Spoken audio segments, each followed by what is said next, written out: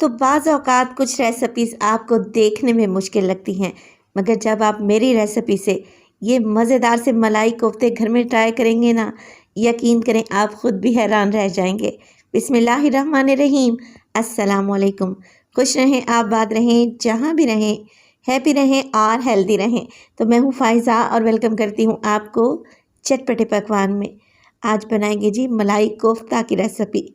नरम जूसी कोफ्ते मलाई में डूबे हुए, एकदम शानदार। और मज़े की बात तो ये कि आप ये कोफ्ते बनाकर फ्रीज़ कर सकते हैं 1 से 1.5 माह के लिए।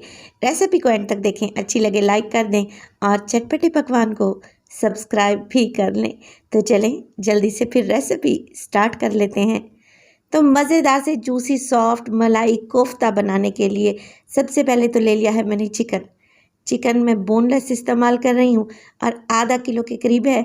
छोटी छोटी बोटियाँ मैंने इसकी काट ली हैं। चलें जी, चिकन में शामिल करेंगे एक मीडियम साइज़ की प्याज, जिसे आप लोगों ने चॉप करके डाल देना है। 1/2 टेबल स्पून इसमें डालने लगी हूँ अदरक और लहसुन का पेस्ट। इसके अलावा डालूँगी नमक तकरीबन 1/2 टी स्पून। इसमें शामिल करेंगे मोटी कुटी हुई लाल मिर्च 1/2 टी स्पून और इसमें डलेगी काली मिर्च तकरीबन 1/4 टीस्पून। 1 टीस्पून डालेंगे ज़ीरा पाउडर और इसमें शामिल हो जाएगी 1 अदद हरी मिर्च। तो मैं यहाँ पर 1 हरी मिर्च का इस्तेमाल कर रही हूँ।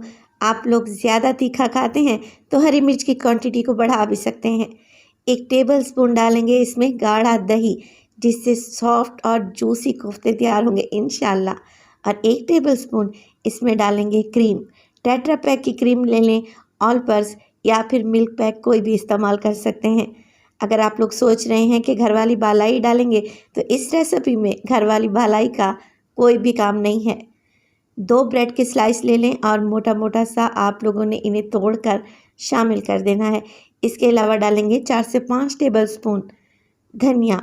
फ्रेश धनिया लें और मोटा मोटा सा काट कर डाल दें। चलें जी, ये सारी चीज़ें आप एक मिक्सी में डालें या फिर चॉपर में और इन सब चीज़ों का फाइन पेस्ट बना लें। कोफ्तों के लिए चिकन एकदम तैयार है। अब कोफ्ते बनाना स्टार्ट करते हैं।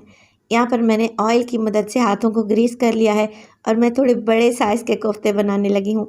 आप साइज़ अपनी मर्ज़ी के मुताबिक एडजस्ट कर लीजिएगा। ये देखें, कोफ्ते इस तरीके से बनाएं कि इसमें एक भी क्रैक नहीं रहना चाहिए। सारे कोफ्ते मैं बनाकर तैयार कर लूँगी और तकरीबन आधा किलो चिकन से मैंने बड़े साइज़ के 12 कोफ्ते बनाए हैं और एक छोटू सा कोफ्ता ये देखें, ये भी है जो 13वां कोफ्ता है। चलें जी, कोफ्ते बना लिए हैं तो अब टाइम आता है इन्हें फ्राई करने का। एक कढ़ाई में डालूंगी 1 कप के बराबर ऑयल और ऑयल में शामिल करेंगे कोफ्ते। आधे एक टाइम पे फ्राई कर लें और आधे आप लोगों ने बाद में फ्राई करने हैं। एक ही टाइम पर कढ़ाई को ओवरलोड नहीं कर लेना। फ्लेम को मीडियम टू लो रखें और इस तरीके से कोफ्तों के ऊपर ऑयल को उछालें।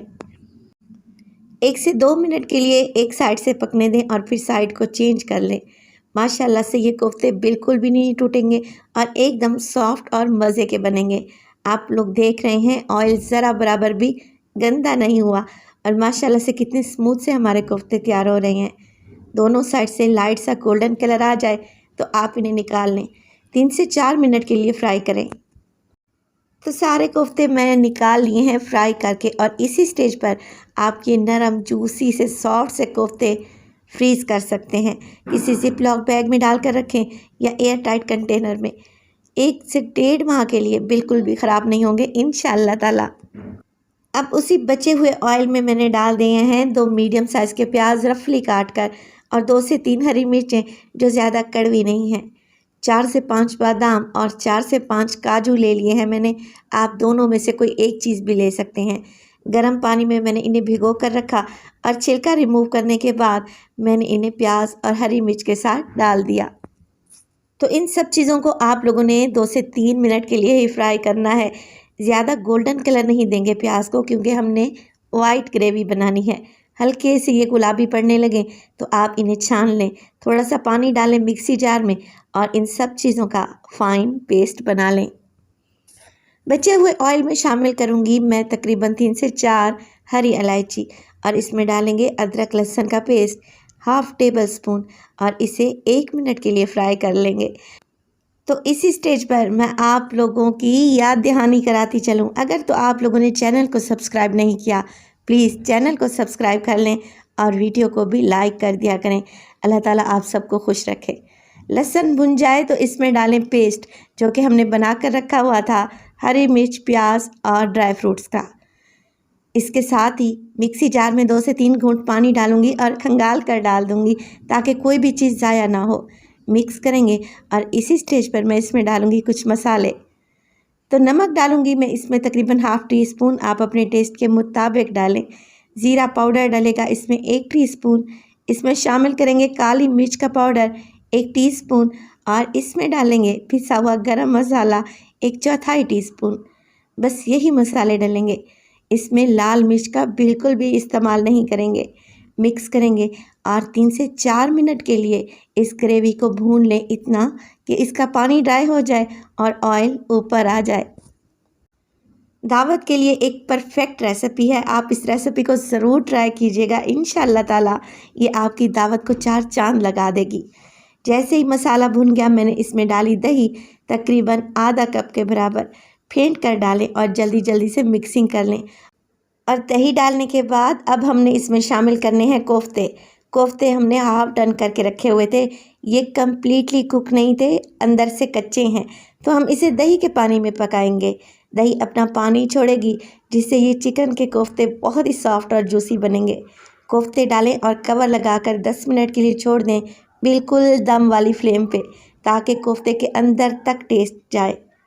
और माशाल्लाह से 10 मिनट के बाद आप लोग देखें कि ऑयल ऊपर तैर रहा है और दही का पानी भी ड्राई हो चुका है। अब मलाई कोफ्ता बना रहे हैं तो इसमें डलेगी आखिर में क्रीम। 6 टेबलस्पून डालने लगी हूँ।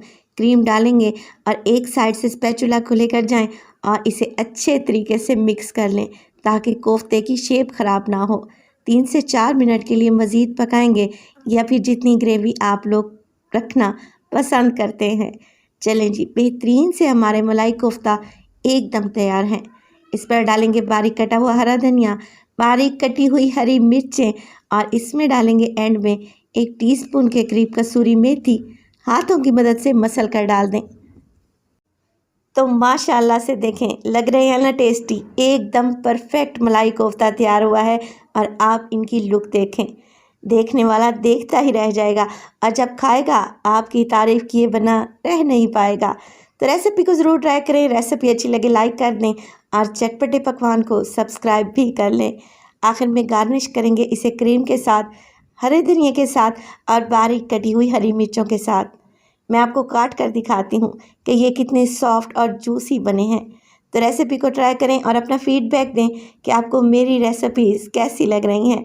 रेसिपी अच्छी लगे लाइक कर दें, चटपटे पकवान को सब्सक्राइब कर लें और अपने फैमिली और फ्रेंड्स में भी शेयर किया करें। अपना बहुत सारा ख्याल रखिएगा। फ़ाइज़ा को भी अपनी दुआओं में याद रखिएगा। मुझे दीजिए इजाज़त। टिल देन, अल्लाह निगहबान।